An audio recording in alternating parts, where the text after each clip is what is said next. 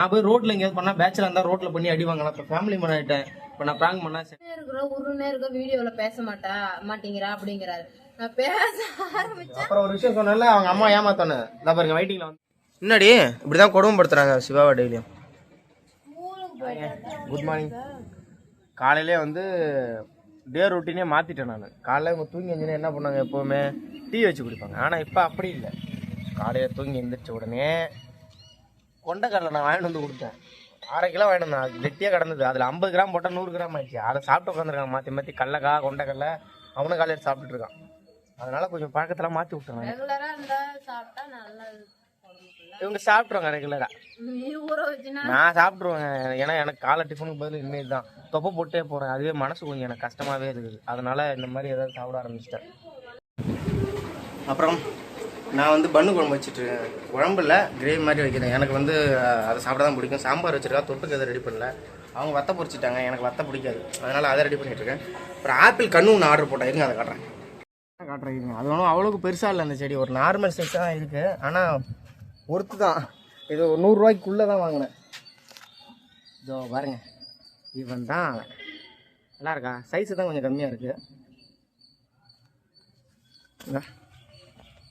Apple தான் பார்க்க ஒரு ஜாடைக்கு சப்போட்டா மாதிரியே இருக்கும். ஆனால் அது ஆப்பிள் கன்று. இதுதாங்க வாங்கியிருக்கேன். அது பேக்கிங்லாம் சும்மா சூப்பராக வந்துருந்தது. நான் ஆனால் கிராஃப்டட் கன்று கிடையாதுங்க. இது வந்து விதை மூலமாக வளர வச்சதுன்னு நினைக்கிறேன். ஏன்னா அதில் அந்த விதை வந்ததுக்கான இது இருக்குது. நான் விதை போட்டு எதுவுமே வளர வச்சக்குள்ளே எழுதி கொண்டுட்டேன். அந்த சைஸுக்கு ஒரு கன்று வரும்னா மினிமம் 10லேருந்து 1 வருஷம் கூட வாய்ப்பு இருக்குது. அந்த சைஸுக்குலாம் வரணும்னு நம்ம கிளைமேட்டுக்கு. இப்போ அதை நல்லா கொஞ்சம் சூப்பராக இது பண்ணி ரெடி பண்ணி அந்த செடியை வைக்கணும். சித்தி வேறு ஒருத்தவங்க ஊர்லேருந்து வந்திருக்காங்க. அவங்களுக்கு ஏதாவது சிலிண்டர்லாம் இருந்து போச்சுன்னா அவங்க வேறு காலையிலேருந்து எடுக்க கூப்பிட்டுருக்காங்க. நான் வேலைக்கு போயிட்டு ஃப்ரீ டைமில் வரேன் அப்படின்னு. அப்படியே வீட்டுக்கு வந்த டைமில் அப்படியே சரி போயிட்டு அதை எடுத்து கொடுத்துடலாம் அப்படின்ட்டு போகிறேன். அதான் விளாக் பண்ண போகிறேன். மேடம் என்ன பண்ணிட்டு இருக்காங்கன்னு பார்த்தீங்கன்னா, இப்போ தான் அவங்க கூந்தல் 60 அடி கூந்தலாக காய வைக்கிறாங்க. அது இவ்வளோ நேரம் ஆனதுக்கு என்ன காரணம் பார்த்தீங்கன்னா, கொஞ்சம் வேலை துணிக்கெல்லாம் துவைச்சி போட்டு சாப்பாடெலாம் ரெடி பண்ணிட்டு இருந்தா. அதனால் கொஞ்சம் லேட் ஆகிடுச்சு. முடிஞ்சுங்க. அவங்க வாழைத்தண்டு எடுத்து வச்சுட்ருக்காங்க. அதை எடுத்துகிட்டு கிளம்ப வேண்டியதான். சிலிண்டர்லாம் மாட்டி கொடுத்துட்டேன். அடுத்து போய்ட்டு நம்ம வேலை பார்க்க வேண்டியதான். எல்லா வேலையும் போய் முடிச்சுட்டு வந்துட்டேங்க. அவங்கள இது பண்ணி விட்டு வந்துட்டேன். என்ன இந்த செடி வாங்கினதில் ஒரு சின்ன இதாக இருக்குது. நான் வந்து ஒட்டுக்கண்ணு எதிர்பார்த்தேன். கிராஃப்ட் பண்ணதெல்லாம் பட்டிங்கு. இது வந்தது வந்து விதை போடுறது வந்துருக்கு. டெலிவரி சார்ஜோட சேர்த்து மொத்தமாக 80 ரூபாயோ என்னமோ தெரில. அந்த செடி திரும்ப ரிட்டர்ன் போட எனக்கு மனசு வரல. அணையெல்லாம் பண்ணுற மாதிரி தோணுது. அந்த அட்டைப்பட்டிலாம் வந்து அதுக்கே ஒரு 10 ரூபா செலவாக இருக்குது. அந்த அட்டை பேக் பண்ணுறதுக்கு டெலிவரி எல்லாம் சேர்த்து ஓகே நார்மல் தான். இனிமேல் வந்து முடிஞ்ச அளவுக்கு எந்த பொருளை வாங்கினாலும் ரிவ்யூ பார்த்து வாங்கணும்னு நினைக்கிறேங்க. அதுக்கு தான் இப்போ என்ன பண்ணோன்னா வீடியோ பார்க்கணும். இனிமேல் எந்த பொருள் எப்படி இருக்குன்னு நம்பிக்கையோடு வாங்கக்கூடாது. அதுவும் நான் பண்ணுவேன். குளிச்சுட்டு தூக்கம் வருதுன்னு உட்காந்து தரைக்கு தண்ணி ஊற்றணும் சொல்லவே முடியல. பாப்பாவை பார்த்துக்கிட்டு இருக்கிறான். கண்ணு அதுல தூங்கிடுவோம்னு பயமா இருக்கு. இப்ப நான் பேக் கேமரால வீடியோ எடுத்துருக்கேன். இப்போ ஒரு 2-3 நாளாவே வீடியோவை ஆன் பண்ணி விடாம நான் மட்டும் பேசிட்டு வந்துடுறேன். முன்னாடி செல்ஃபி கேமரால இருந்துச்சு. வீட்டுல எடுத்து பாக்குறேன். என்னடா 2 நிமிஷம் வீடியோ ஆன் பண்ணி பாக்குறேன். மாத்தி எடுத்துருக்கேன். இது ஒரு பெரிய கஷ்டமா இருக்குங்க. இந்த வீடியோ எடுக்கிற வேலை கத்துக்கணும். ஏன்னா பேக் கேமரா கொஞ்சம் பாருங்க நல்லா கிளாரிட்டியா இருக்கும்.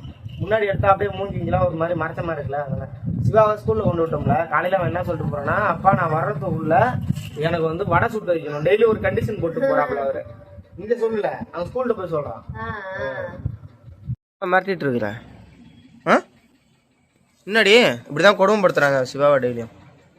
ஸ்கூலுக்கு போயிட்டு வந்தா பேகு எல்லாத்தையும் ஒவ்வொரு மூளைக்கு எடுத்து போட்டுறாங்க. எடுத்து வைன்னா ஒரு வார்த்தையில எடுத்து வைக்க மாட்டேங்கிறான். ஏன் நீ மூஞ்சி ஏதோ பறி கொடுத்த மாதிரி இருக்கு? உங்க அம்மா ஏதாவது சொல்லிட்டாங்களா?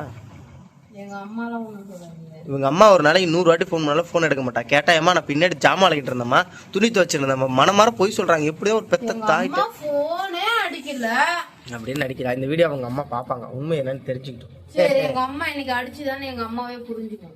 உங்க அம்மாவே புரிஞ்சுக்கும். மாப்பா அடிக்கிறனால அடிக்கிறப்ப எனக்கு பாப்பாவை பாத்துக்கிட்டா நான் எதையுமே கண்டுக்க மாட்டாங்க. ஏன்னா இதையும் அதையும் போட்டுக்கிட்டு அவங்கள்ட்ட பேசுறதா இவளை பாத்துக்கிறதா ஓவர் ஸ்ட்ரெஸ் போட்டுக்குவா. அதனால நான் இது பண்ண மாட்டேங்க. அவளை தூங்க பச்சை பொய் ஆக மொத்தம். அவங்க அம்மா போன் அடிச்சா எடுக்க மாட்டான். 5 வாட்டி அடிச்சு எடுத்து அம்மா தோட்டத்துல இருந்தம்மா குளிச்சுட்டு இருந்தம்மா அப்படின்பா. சரி நீ எடுத்து வைப்பா. அதில் ஒரு கமெண்ட்டுங்க. இந்த மாதிரி கமெண்ட்லாம் ரீப்ளே பண்ணக்கூடாதுன்னு தான் நினச்சிட்டு இருந்தேன் நானுமே. அது என்ன கமெண்ட்னு பார்த்தீங்கன்னா, எஃபோர்ட் போட்டாங்கிறீங்க, நீங்கள் என்ன எஃபோர்ட் போட்டீங்க அப்படின்னு சொல்லி கேட்டுருக்காங்க. எஃபோர்ட் போடுறதுனா ட்ராவல் பண்ணுறது, அப்புறம் பிராங்க் வீடியோ பண்றது அது மாதிரி பிராங்க்லாம் பண்றாங்கல்ல, அது பச்சை பொய். நான் போய் ரோட்ல எங்கேயாவது பண்ணா பேச்சுலர் இருந்தா ரோட்ல பண்ணி அடி வாங்கலாம். இப்போ ஃபேமிலி மேன் ஆயிட்டேன். இப்போ நான் பிராங்க் பண்ணா செட் ஆகாது. டிராவல் விளாக்லாம் போடலாங்க. ஒரு சிலருக்கு வந்து என்ன நினைச்சிட்டீங்கன்னா, சும்மா நீ என்ன பண்ற அப்படின்னு எடுத்து போட்டுறதும், ஏதோ ஒரு பிளாக் இப்ப பேசி போடுறதும் அது எடுக்கிறதே எவ்வளவு கஷ்டம் தெரியுமா? உங்களை பொறுத்த அளவுக்கு அப்படி நீங்க நினைச்சிட்டீங்க. நீ எல்லாராலையும் வீடியோ அப்படியே டப்பு டப்புன்னு போட்டுற முடியாது. ஆரம்பத்துல தோணும், நீங்க ஒரு புதுசா யூடியூபர் ஒரு சப்ஸ்கிரைபர் வச்சிருக்கீங்க, கொஞ்சம் அப்ப வந்து போட முடியும், ஒரு வருஷம் போட முடியும். ஏன்னா எதையுமே நம்ம தான் போட்டது இல்லையே முன்ன பின்ன. நமக்கு தெரியாது யூடியூப்ல என்ன வீடியோ போடணுங்கிறதே தெரியாது. அப்ப நம்ம போட்டு தள்ளுவோம். ஒரு குறிப்பிட்ட இதுக்கு மேல உங்களுக்கு தோணும், ஏன் இன்னைக்கு போடணுமா அந்த வீடியோவை, இந்த ஷார்ட்ஸை போடணுமா இது அப்படின்னு உங்களுக்குள்ள யோசனை ஓடும். வீடியோ கிடைக்காது. இப்ப கண்டென்ட்லாம் நாங்க பண்ண வச்சுங்களா, எங்களுக்கு வந்து ஆள் இல்லை. வீடியோ எடுக்கிறதுக்கா இருக்கட்டும், எதுக்குமே எங்களுக்கு ஆள் இல்லை. பத்தாவதுக்கு 2 குழந்தைங்களை வச்சுக்கிட்டு எதுவுமே பண்ண முடியல. ஏன்னா அது சுச்சுவேஷன் உங்களுக்கு புரியும். வீட்லயே எவ்வளவு டிப்ரெஷன் இருக்கும். அதுக்கடையில எங்க 2 பேருக்குள்ள வர்ற வாக்குவாதம் அலப்பரிச்சு. இந்த வீட்டை பாத்தீங்களா, இதுவே ஒரு இதுதான். எங்களுக்குன்னு ஒரு இதே இல்லை. ஆக மொத்தம் யூடியூப்பை விட மனசே வரலங்க எனக்கு. எனக்கு வந்து அப்படியே இப்போ நினைச்ச கூட பைத்தியம் முடிக்குது. யூடியூப் இருக்கிற வரையும் என்னால விட முடியாதுங்கிற ஒரு பயம்.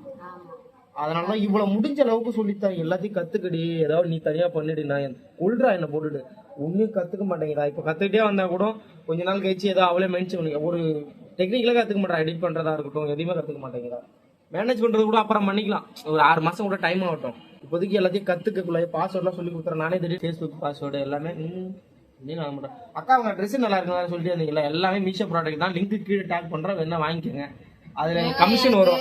பாஸ்வேர்டு தெரிஞ்சுக்கோன்னா எது எதுக்கோ போடுறது நமக்கு என்ன வேணும். அந்த அளவுக்குலாம் எனக்கு அறிவு இல்லைங்க உண்மையா. எனக்கு ஒண்ணுமே வீடியோ எடுக்கிறதுக்கு சொல்றேன், நான் எடுக்கிறப்ப வரேனே அதோட சரிங்க. மத்தபடி எனக்கு யூடியூப் இன்ஸ்டா எதுவுமே தெரியாதுங்க. இவருக்கு தான் தெரியும். ஏதாவது இங்கிலீஷ்ல மெசேஜ் வந்தா கூட உடனே படிச்சு அதை இது பண்ணுவாரு. எனக்கு என்னமோ வந்திருக்குன்னு தள்ளி விட்டுருவேன்.